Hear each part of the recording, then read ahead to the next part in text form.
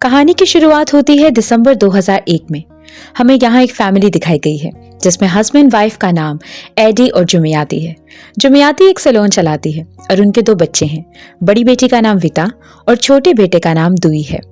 AD एक ideal husband और father है और एक केयरिंग सिटीजन भी। एडी अपनी फैमिली से बेपनाह मोहब्बत करता है। वो हर छोटी बड़ी जरूरत का खास ख्याल रखता है और अपने बच्चों और जुमियाती को खुश रखने की पूरी कोशिश करता है। एडी शाम के तकरीबन 4 से 5 बजे के दरमियान अपने काम से घर आता है और बच्चों के साथ वक्त गुजारता है, उनकी हर जरूरत पूरी करता है। दूसरी तरफ जुमियाती के सैलून पर रोजाना बहुत से कस्टमर्स आते हैं, इसलिए वो अक्सर घर वापस आने में देर कर देती है। इस वजह से बच्चों और उनकी माँ के दरमियान कनेक्शन कमजोर हो रहा था और बच्चे ज्यादातर अपने फादर एडी के करीब रहते थे। वक्त के साथ बच्चे अपनी माँ जुमियाती से बात करना भी छोड़ देते हैं, जिससे जुमियाती को बहुत दुख होता है। वो एडी से इस बारे में बात करती है और कहती है कि अगर मुझे घर पर ही रहना पड़े, बच्चों की देखभाल करनी पड़े और घर का काम करना पड़े तो मुझे बुरा नहीं लगेगा। कम से कम इस तरह मेरे बच्चों के साथ बॉन्ड बेहतर हो जाएगा। एडी ये सुनते ही जुमियाती को समझाता है कि उसे इस बारे में ज्यादा फिक्र करने की जरूरत नहीं है। एडी बच्चों की परवाह करता है और कहता है कि उन्हें वो खुद समझा देगा और बच्चे भी समझ जाएंगे। अगले दिन संडे था और आज भी एडी की बात पर जुमियाती अपने सैलून चली जाती है। वहां सब लेडीज एडी की तारीफ कर रही थी कि वो जुमियाती को मुकम्मल आजादी देता है और उसे काम करने से नहीं रोकता। घर पर दुई अपनी फुटबॉल प्रैक्टिस के लिए तैयार हो रहा था क्योंकि वो विलेज की फुटबॉल टीम का हिस्सा है। एडी विता से कहता है कि वो दुई के साथ प्रैक्टिस पर जाए। विता अपने फादर से कहती है कि संडे के दिन कम से कम माँ को घर पर होना चाहिए था। एडी उसे समझाता है कि जुमियाती काम कर रही है और ये सब बच्चों के ब्राइट फ्यूचर के लिए है। विता फिर कहती है कि फिर तो एडी को भी दुई के साथ प्रैक्टिस के लिए जाना चाहिए। एडी कहता है कि वो घर पर रहेगा और क्लीनिंग और बाकी घर के काम करेगा क्योंकि जुमियाती की गैर मौजूदगी में ये सब जरूरी है। फाइनली विता समझ जाती है और दुई को लेकर प्रैक्टिस के लिए निकल जाती है। थोड़ी ही वक्त बाद विता के पेट में दर्द होने लगता है तो वो दुई से कहती है कि वो थोड़ी देर के लिए घर जा रही है और बाद में आकर वो उसे यहाँ से ले जाएगी। जब वो घर पहुंचती है तो एडी कहीं नजर नहीं आता, जो उसे बहुत स्ट्रेंज लगता है। वो घर में हर जगह देखती है और बेडरूम का दरवाजा खोलती है और शॉकिंगली उसके फादर एडी किसी और लेडी के साथ थे। ये लेडी एक्चुअली जुमियाती की ही एक कस्टमर थी।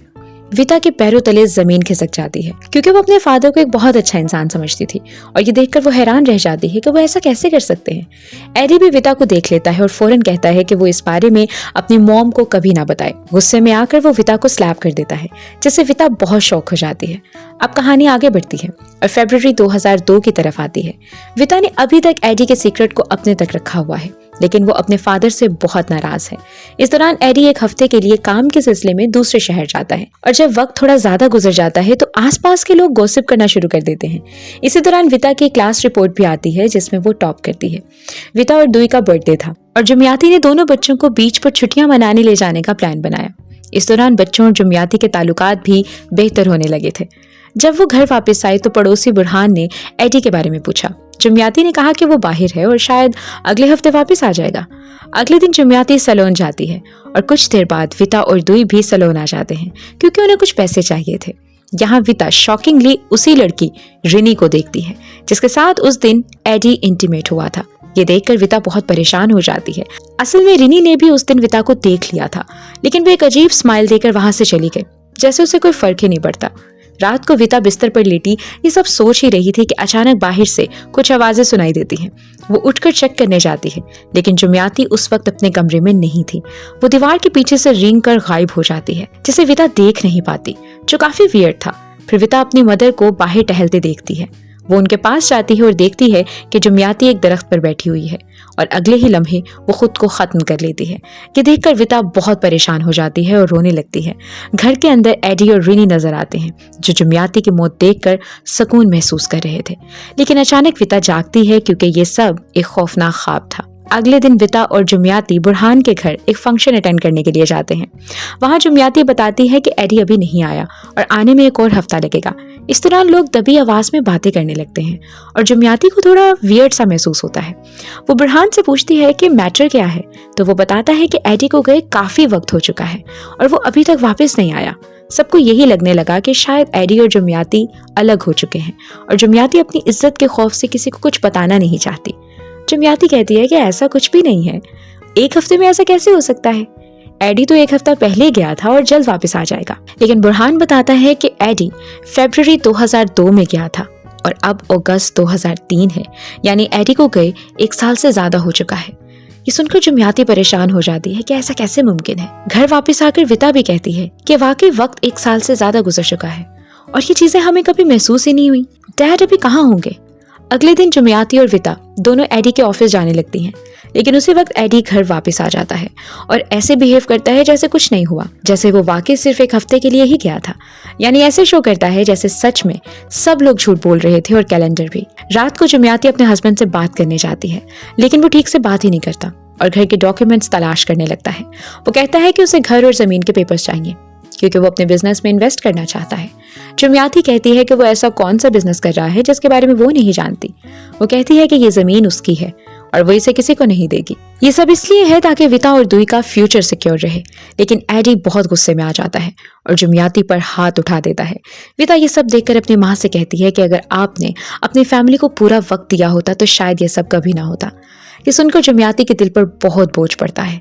अगले दिन एडी काम पर निकल जाता है और विता उसके ऑफिस में उसकी फेवरेट डिश लेकर जाती है। लेकिन एडी ना अपनी बेटी से एक लफ्ज बोलता है, ना ही उसकी डिश को खाता है, बल्कि उसने उस डिश को डस्टबिन में फेंक दिया। इसी दौरान बुरहान जुमियाती से बात करने आता है। वो बताता है कि एडी दोबारा गायब है और सबको लग रहा है कि एडी अपनी फैमिली को भूल गया है। साथ ही ये भी कहता है कि शायद उसके गायब होने के पीछे कोई बड़ी वजह हो और उन्हें उस्ताद अहमद से मिलना चाहिए। उसी रात विता और जुमियाती अहमद से मिलने जाती हैं। अहमद चेक करके बताता है कि एडी कहीं नहीं गया, बल्कि वो जुमियाती जैसी दिखने वाली किसी और औरत के साथ है और उस लड़की ने एडी पर एक स्पेल कास्ट किया है जिससे एडी को लगता है कि वो जुमियाती के साथ ही है। अहमद एक एंशिएंट रिचुअल के बारे में बताता है जिसका नाम साबदा पंडिता रातू है। ये रिचुअल हजारों साल से इस्तेमाल हो रहा है। पहले इसे लीडर्स दूसरे मुल्कों पर कब्जा करने के लिए इस्तेमाल करते थे, लेकिन अब ट्विस्टेड तरीके से गलत कामों के लिए इस्तेमाल हो रहा है। ये रिचुअल किसी और ने नहीं बल्कि रिनी ने किया है, जिसके लिए उसने दूर कहीं से एक शमन की मदद ली है। रिचुअल के दौरान रिनी 3 दिन और 3 रातें कुछ खाए पिए बगैर एब्सोल्यूट साइलेंस में प्रैक्टिस करती है। अब हम देखते हैं कि रिनी रिचुअल शुरू करती है। एक बड़ा पाइथन उसके गिर्द आकर उसे लपेटता है, लेकिन वो बगैर डरे मेडिटेशन में बैठी रहती है। छोटे छोटे स्नेक्स भी उसे घेर लेते हैं, मगर वो बिल्कुल काम रहती है। 3 दिन के बाद रिचुअल कंप्लीट हो जाता है और फिर शमन के थ्रू उसे क्लैरिटी मिलती है कि जिस मर्द को वो चाहती है वो अब उसका हो जाएगा। घर आकर रिनी ने एक और ब्लड रिचुअल किया।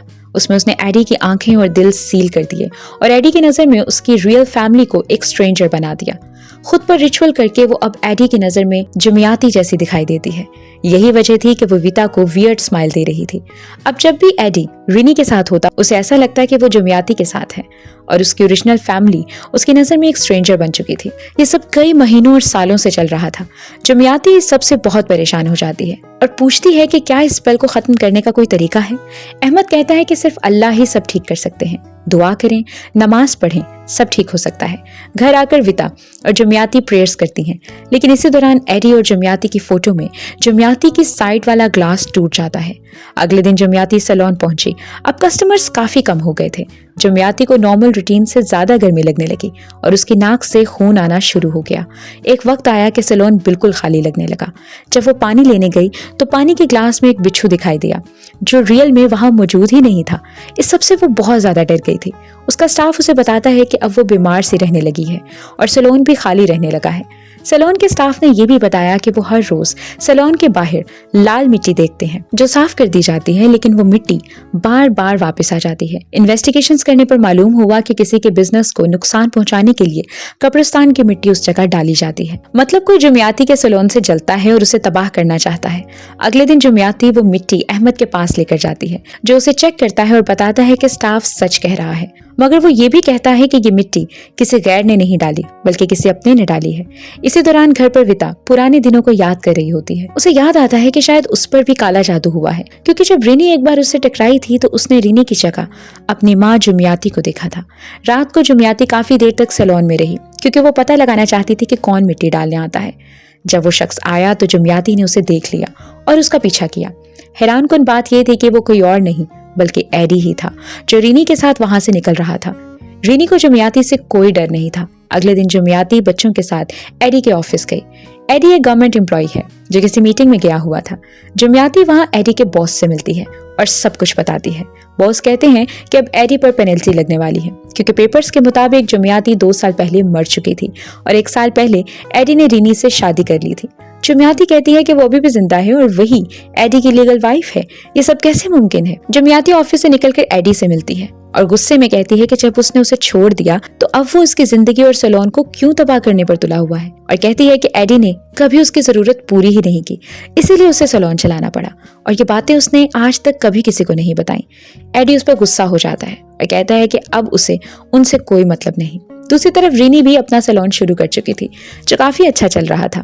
एक रात वो और एडी शमन की मदद से एक डार्क स्पिरिट केनचांग राटू को बुलाते हैं। वहाँ वो एडी के लिए हाईएस्ट प्रमोशन मांगते हैं, लेकिन बदले में एडी को अपनी किसी खास चीज की कुर्बानी देना पड़ेगी और एडी ये बात मान जाता है। अगले दिन एडी चुपके से जुमियाती के घर आता है, उसके बाल, अपने बेटे की फुटबॉल जर्सी और विता की हेयर क्लिप ले लेता है। यानी वो अपनी ही फैमिली की कुर्बानी देना चाहता था, सिर्फ अपने मकसद को पूरा करने के लिए। रीनी उसे कहती है कि वो सब कुछ बिल्कुल सही कर रहा है क्योंकि ये लोग उसकी जिंदगी के लिए बिल्कुल ठीक नहीं है। जब ये लोग उसकी जिंदगी से निकल जाएंगे तो वो दोनों बहुत अमीर हो जाएंगे और हमेशा खुश रहेंगे। उसी रात जुमियाती को घर में एक अजीब सी स्मेल आती है और वो एक घोस्ट देखती है जो किसी और को नजर नहीं आ रहा था। ये देखकर वो बहुत ज्यादा डर जाती है। अचानक उसकी नाक से खून आने लगता है और वो बेहोश हो जाती है। अगले दिन जुमियाती अहमद के पास फिर से जाती है और कहती है कि अगर एडी ने उसे छोड़ ही दिया है तो फिर ये तकलीफ क्यों दे रहा है। अहमद उसे एक स्पेशल प्रेयर देता है और कहता है कि इसे अगले 40 दिन तक रोज पढ़ना है। पहले नॉर्मल प्रेयर पढ़ें और फिर ये खास प्रेयर। अहमद इंस्ट्रक्ट करता है कि घर के बाहर चारों तरफ राइस वाटर और सॉल्ट वाटर डालें। अगर बाहर कोई इंसेक्ट नजर आए तो उस पर भी नमक डालें। जुमियाती ये सब करती है, लेकिन हालात मजीद खराब हो जाते हैं। कभी घर के बाहर आग के बॉल्स टकराते हैं, कभी हजारों बिच्छू आ जाते हैं जिन पर वो नमक डाल देती है। कभी घर में इतनी शदीद गर्मी हो जाती है कि उसका जिस्म जलने लगता है। एक दिन वो विता से प्रेयर करने को कहती है और उसके जिस्म से कीड़े और बाल निकलने लगते हैं। जुमियाती की हालत दिन ब दिन खराब हो रही थी, लेकिन प्रेयर से हालात थोड़े काबू में थे। 40वें दिन अहमद घर आता है और जुमियाती को विता के रूम में भेज देता है और खुद घर की क्लिनजिंग शुरू करता है। जुमियाती के रूम में वो रिचुअल का सामान और एक वूडू डॉल पाता है जो उसे नुकसान पहुंचाने के लिए रखी गई थी। अहमद ये सब हटा देता है, वूडू डॉल जला देता है और जुमियाती और उसकी फैमिली से कहता है कि अब उन्हें एडी को माफ करके आगे बढ़ना चाहिए। ऊपर वाला सब ठीक कर देगा। इसके बाद विता की स्कूल फी जमा ना होने की वजह से उसे एग्जाम में बैठने नहीं दिया जाता और जुमियाती को लोसिस की वजह से सैलून बंद करना पड़ता है। विता अपने एजुकेशनल एक्सपेंसेस के लिए पैसे मांगने अपने डैड के पास जाती है, लेकिन वहां उसे काफी रूड जवाब मिलता है कि वो उसे धुतकार देता है। गुस्से में आकर विता रीनी के सैलून जाती है जहां वो रीनी को थप्पड़ मारती है और सैलून में तोड़फोड़ कर देती है क्योंकि उसकी वजह से ही उसकी फैमिली तबाह हो चुकी थी। अब जब रीनी बाहर आती है तो वो एक बाइक से टकरा जाती है। ये देखकर एडी विता को बुरा भला कहता है और यहाँ से जाने को कहता है, जिस पर विता अपने डैड से कहती है कि अगर वो चाहते हैं मैं यहाँ से चली जाऊँ तो ठीक है, लेकिन उन्हें माफी मांगना पड़ेगी। घर आकर विता बहुत रोती है और उसकी माँ उसे हौसला देती है। अगले दिन जुमियाती अपनी ज्वेलरी बेचने जाती है जिसे रीनी नजर आती है और विता उसका पीछा करती है। रीनी एक काला बकरा लेकर घर जा रही थी और जुमियाती उसे कहती है कि उसने उनका सब कुछ छीन लिया और अगर उसे सिर्फ एडी ही चाहिए था तो वो उसे रख ले, लेकिन वो उससे और उसके बच्चों से दूर रहे और एडी से कहे कि जुमियाती को डिवोर्स दे दे। इस पर रीनी कहती है कि अब तो बहुत देर हो चुकी है, लेकिन ये बात जुमियाती को समझ नहीं आती। रात में विता घर जा रही होती है जिस पर अचानक एक भूत अटैक करके उसे पोजेस कर लेता है। अगले ही दिन विता को शदीद जलन महसूस होने लगती है और वो दर्द से तड़पने लगती है। तब अहमद घर आकर जुमियाती को नमक देता है जिसके पानी से नहाने पर विता की जलन ठीक हो जाती है। अगले दिन अहमद और बाकी लोग जुमियाती के घर पर प्रेयर्स कर रहे होते हैं। तब विता पोजेस्ड हो जाती है और वो एक डायमेंशन यानी अलग दुनिया में चली जाती है, यानी स्पिरिट वर्ल्ड में। भूत उसे अपने पास बुलाने लगता है और जैसे ही वो उसे क्लेम कर लेगा विता की जिंदगी रियल वर्ल्ड में खतरे में आ जाएगी। अगर वो दूसरी दुनिया में पूरी तरह पोजेस हो गई तो वो रियल दुनिया में मारी जाएगी। रियल वर्ल्ड में उसके मुंह से खून आने लगता है। अहमद उसे काबू करने की कोशिश करता है लेकिन विता उस पर हमला कर देती है। इसके बावजूद सब अपनी प्रेयर्स और रिचुअल्स को जारी रखते हैं। दूसरी तरफ एडी और रीनी उस ब्लैक गॉड के सर पर रिचुअल कर रहे होते हैं और विता, दुई और जुमियाती की जान लेने के लिए ऑफरिंग्स दे रहे थे। भूत विता को पकड़ लेता है और रियल वर्ल्ड में उसकी सांसें रुक जाती हैं, लेकिन दूसरी दुनिया के अंदर विता को जुमियाती की आवाज सुनाई देती है जो उसे बुला रही थी। इससे विता होश में आ जाती है और स्पिरिट उसकी सोल को क्लेम करने में नाकाम हो जाती है और विता असल दुनिया में भी मौत से वापस आ जाती है। सब कुछ ठीक होने के बाद अहमद जुमियाती को बताता है कि ये सब एडी और रीनी ने किया था, लेकिन अल्लाह ने विता को बचा लिया। अब पूरी फैमिली नॉर्मल जिंदगी गुजारने लगती है, लेकिन रीनी और एडी की जिंदगी अब नॉर्मल नहीं रहती क्योंकि उन्होंने केनचांग राटू से एक खतरनाक बुरी ताकत के साथ डील किया था। उस बुरी ताकत को वादे के मुताबिक सैक्रिफाइस नहीं मिला, इसलिए अब वो इन दोनों के पीछे है। वो रीनी को उसी के हाथों से स्टैब करवाती है और एडी को सीढ़ियों से गिरा देती है। अब कहानी यहाँ से 3 साल आगे बढ़ती है। वीता अब अपना स्कूल चला रही है, जुमियाती का सैलून बहुत अच्छा चल रहा है और दूई एक बेहतरीन फुटबॉल प्लेयर बन चुका है। यानी इतनी खतरनाक सिनेरियोस के बावजूद उनकी जिंदगी में काफी हैप्पीनेस आई है। सबसे बड़ी बात यह है कि इन सब की कोई गलती नहीं थी, जिसकी वजह से ये सब ब्लेस्ड हो गए थे। एक दिन वीता को अपने बचपन की याद आती है और वो रीनी का एड्रेस तलाश करती है। जब वो वहां जाती है तो उसे एडी मिलता है, जो पैरालिसिस का शिकार था।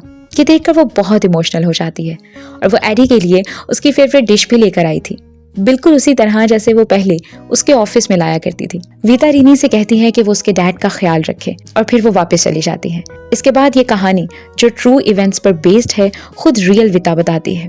वीता ने अपने दिल से तमाम नफरत खत्म कर दी थी। वो बताती है कि फिल्म में जो कुछ भी दिखाया गया है उसकी रियल लाइफ में सब कुछ वैसे ही हुआ था। एक दिन रिनी वीता को कॉल करती है और एडी के बारे में बताती है कि वो बहुत बीमार है और अगर वीता ने उसे माफ ना किया तो वो सुकून से नहीं मर पाएगा, क्योंकि वीता ने अपने डैड को कर्ज किया था कि वो उससे माफी मांगने आएंगे और तब ही सब कुछ खत्म होगा। इसके बाद वीता एडी को माफ कर देती है और यूं 12 फरवरी 2025 को एडी की मौत हो जाती है। रिनी सारी जिंदगी अपने किए का अंजाम भुगतती रहेगी। बस इसी के साथ इंडोनेशियन हॉरर फिल्म सिहिर पहलाकोर की कहानी खत्म हो जाती है।